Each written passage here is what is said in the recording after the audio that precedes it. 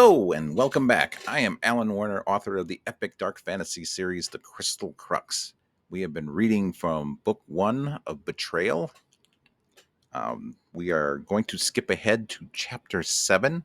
I am going to skip the chapters that dealt with the creation of the Bellerophon crystals. I encourage readers to go ahead and pick up the book and read that part for themselves. It involves the Bellerophon, the warrior, and the dragon Ophis, and how the crystals came into being. So if you're interested in that, please read those chapters. But we're going to skip ahead today to chapter 7. And before we go forward and start reading this, I want to acknowledge that it was purposeful that I started with the antagonist in this book, in this whole series. Instead of starting with any of the protagonists, I set the stage by talking a lot about the Fabbro family, so that when we do finally meet Pero and Francis and Anthea, we find out that we already know what they're up against. So that was purposeful. Chapter 7 begins with Rugerius Fabbro as a boy. He has been sent by his father to be trained by Cole Hensting, a knight in Germany, and he's not happy about it. He's young. I think he's 12 at this point, and he doesn't want to be there. He's very defiant. He was already very defiant as a youth, and so he's even more so now.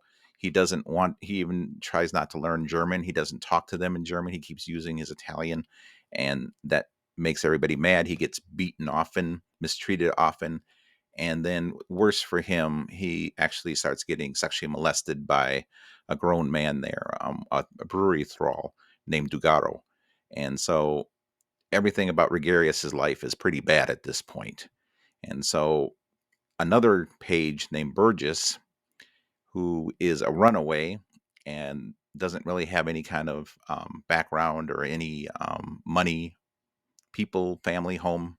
He decides he wants to kind of become Rugerius's best friend, but Rugerius isn't into having any friends, so it's going to take something special for him to become friends with Rugerius.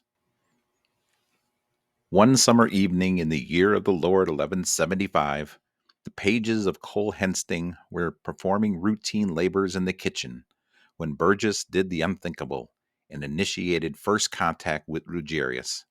He proposed a journey, a quest.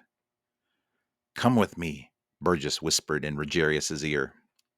No one had spoken to Rugerius in 3 days, and that exchange had resulted in an eye-blackening, arm-breaking brawl. Rugerius turned and spit back immediately. "What the hell is wrong with you? Get back from me, fool. I'll break you." The muscular 13-year-old from Brindisi was not deterred by the younger but taller Rugerius. He could not afford to be. Burgess stared seriously at Rugerius's heated face. "I know where Dejaro will be tonight," he said. "The bastard will be drunk and alone. He will be vulnerable." Wisely, Burgess retreated one full step, maintaining his firm and certain stare. Rugerius's chapped lips curled at the saying of this. He balled up his fist, surely intending to thump Burgess.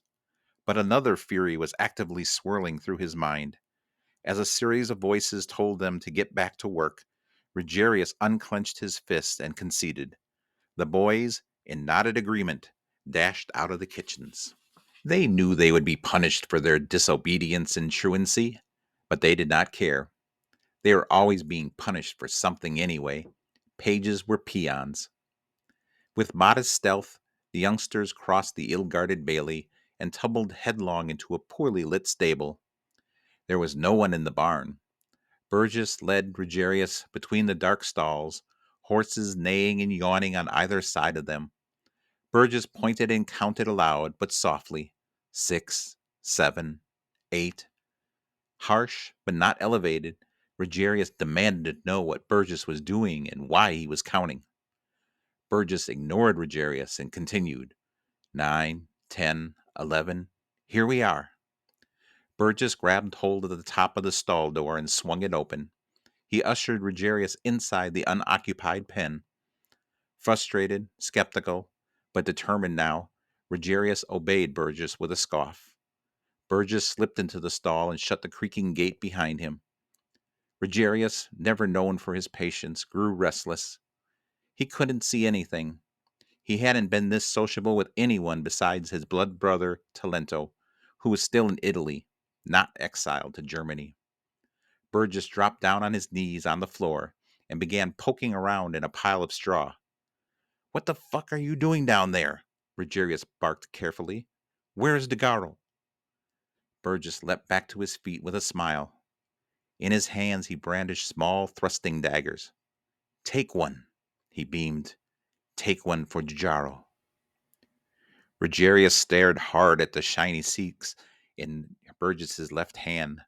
The grip was bone white, the polished steel blade no more than 8 inches long. Rugerius's suspicions were quickly dashed by a reckless desire to stab Dujaro with the small weapon. In his left hand, Burgess skillfully twirled the blade, offering the hilt to Rugerius. "Come on, take it. What are you waiting for?" Rugerius seized the weapon and beamed. Without another word, Burgess led Rugerius quietly from the stables. Like little foxes, they dashed through the courtyard, running under the castle's limited fortifications and beyond a row of sentinels infected by lassitude and liquor. Together, in the dark, beneath a limpid sky, beneath a host of untold worlds and countless galaxies, Rugerius Fabbro and Burgess of Brindisi began a momentous rite of passage few boys ever dared. As the silence of the journey through the Bavarian countryside was becoming unbearable, Rugerius asked Burgess, "Where are we going?" "We are going to an old farmhouse," Burgess answered. "DeGarro will be there." Rugerius suddenly remembered why he agreed to this caper. He wondered why Burgess was helping him. Has he been molested by DeGarro as well? Rugerius thought. Burgess, seeming to sense Rugerius's conflict, answered what had not been asked. "It is all right. I know about the buggery in the wine cellar." Rugerius walked in silence, his sad eyes glazed over, dishonor and embarrassment beating down his hope. The incident Burgess witnessed was just one of many. There had been other times in other rooms. Rugerius never intended for anyone to learn about his humiliation, the truth about the molestations. As tenacious and strapping as he was still a child. He could not stop DeGarro from doing what he wanted to do. It was the only time Rugerius felt weak. Burgess continued walking without acknowledging Rugerius's frustration. Every Friday night, DeGarro visits this farmhouse and beds the wench who lives there. He will drink to excess, beat her some, and fall asleep in the pasture with the sheep, unless it rains. Rugerius quickly turned to the heavens for fear it might rain. It was a fatidic sky with no clouds. The heroic constellation known as Club Bearer, a mythical warrior strangling a sinuous snake, stood high above them. It served to encourage his superstitious mind.